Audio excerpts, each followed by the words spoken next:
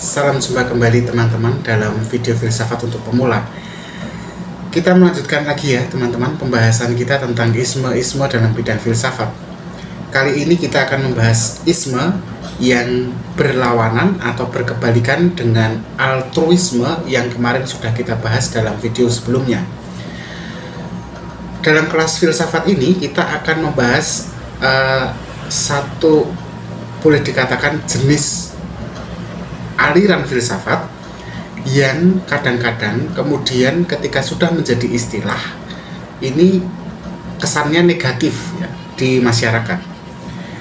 Tetapi kalau saya sebut ya nama dari aliran ini, saya mohon teman-teman tidak melihatnya sebagai sebuah perilaku atau mendefinisikan seperti yang biasa dilakukan oleh masyarakat dalam kehidupan sehari-hari. Kita akan membahasnya dalam konteks filsafat. Apa itu alirannya? Egoisme.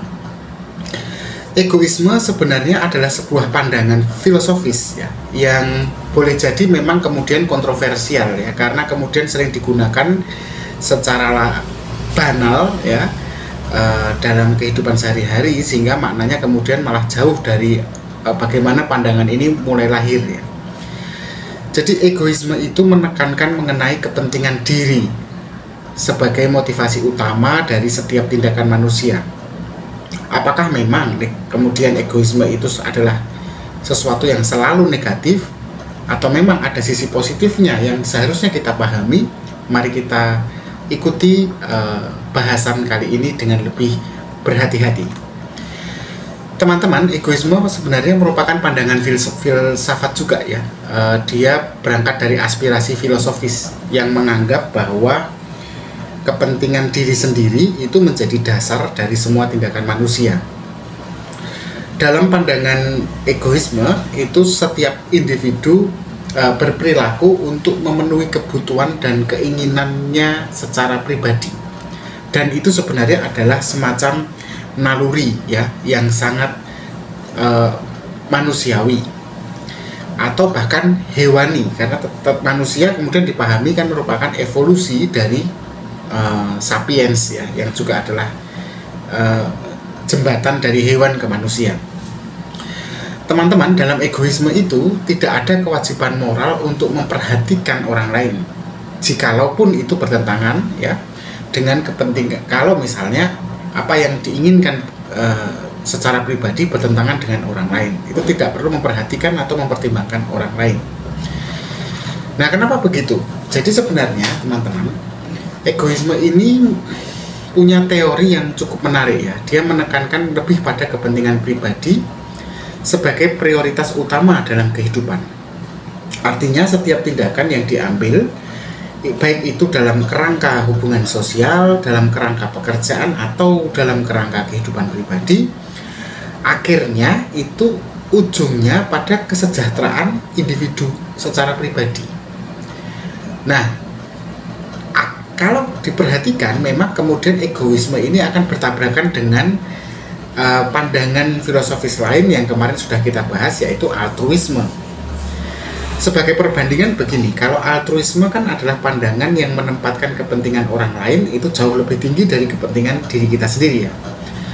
Kalau egoisme itu sebaliknya, dia memandang bahwa kebaikan individu itulah yang utama, sementara altruisme tadi memandang kebaikan bersama yang jauh lebih penting atau diprioritaskan. Apakah ada filsuf yang membela egoisme ini sebagai sebuah pandangan? Ya tentu saja ada. Makanya saya berani mengatakan bahwa egoisme adalah bagian dari salah satu jenis pandangan filsafat. Nama filsufnya adalah Ayn Rand. Ayn Rand sudah kita bahas di video tersendiri beberapa bulan yang lalu. Teman-teman bisa cek yang tulisannya Ayn Rand, R-A-N-D. Ayn Rand ini adalah seorang penulis. Dia juga seorang filsuf yang berasal dari Rusia, tetapi kemudian juga besarnya di Amerika. Rand ini dikenal dengan teori egoisme rasional yang menekankan bahwasannya kebebasan individu dan keputusan rasional itulah inti dari moralitas. Ayn Rand ini mengajukan gagasan bahwa egoisme rasional itu merupakan suatu bentuk ideologi di mana setiap individu berhak mengejar kebahagiaan mereka sendiri tanpa melibatkan pengorbanan diri untuk orang lain. Jadi menurut Rand, tindakan yang rasional akan selalu mengarah pada kebaikan, baik untuk individu maupun masyarakat. Nah, dia menganggap bahwa kebebasan individu dan hak untuk membuat pilihan hidup sendiri itu juga sebenarnya secara otomatis merupakan bagian yang tidak terpisahkan dari moralitas sosial yang rasional. Jadi dalam pandangannya, masyarakat yang mengakui hak individu untuk mengejar kebahagiaan masing-masing sebenarnya secara otomatis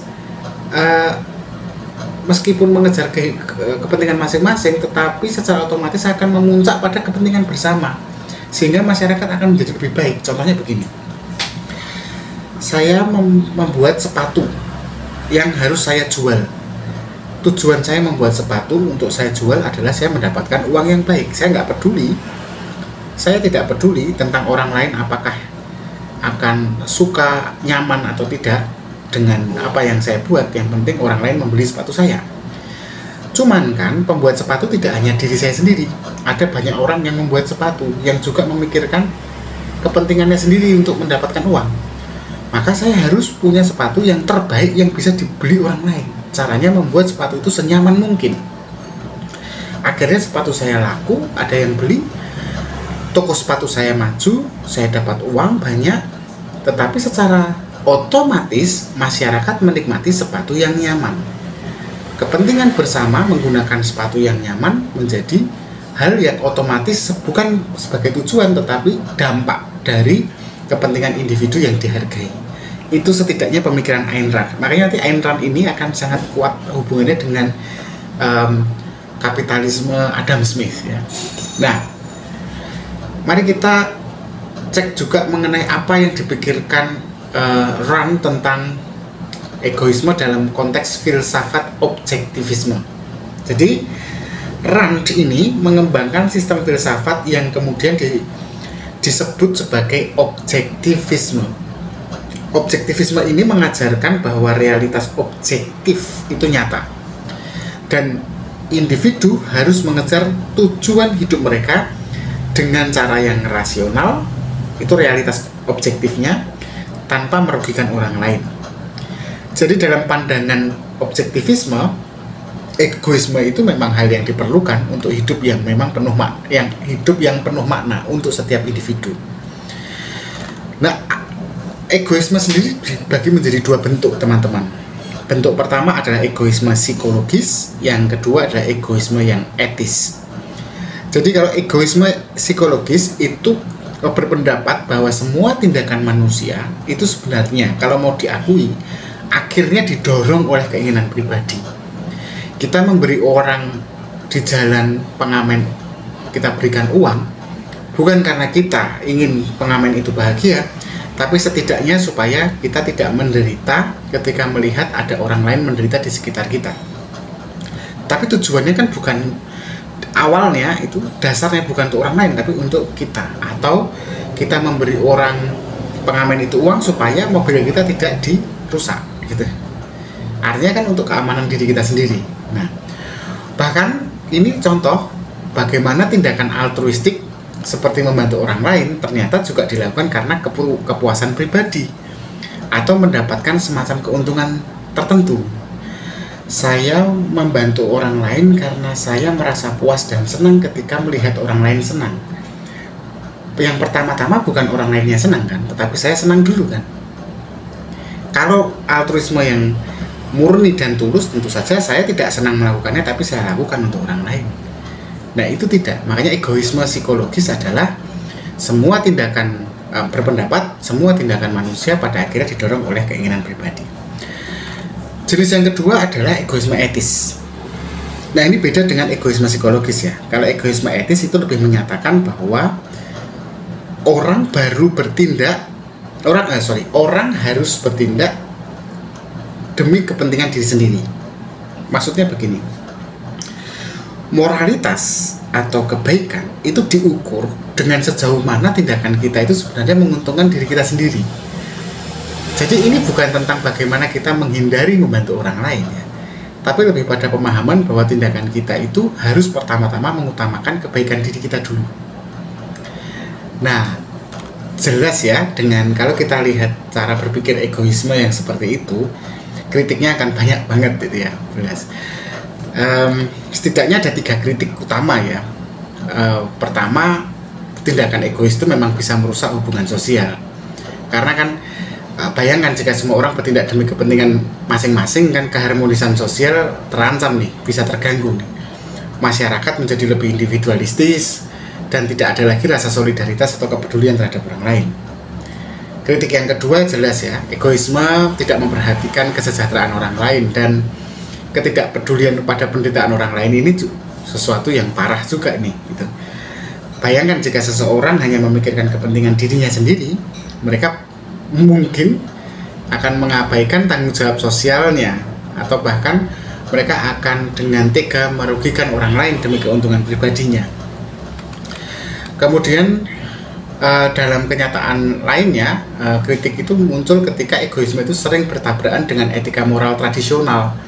Karena etika moral tradisional ini kan sifatnya kolektivisme ya, dan altruistik ya, sehingga kadang pandangan egoisme ini harus tabrakan dengan nilai-nilai tradisional yang lebih mengedepankan kepentingan bersama.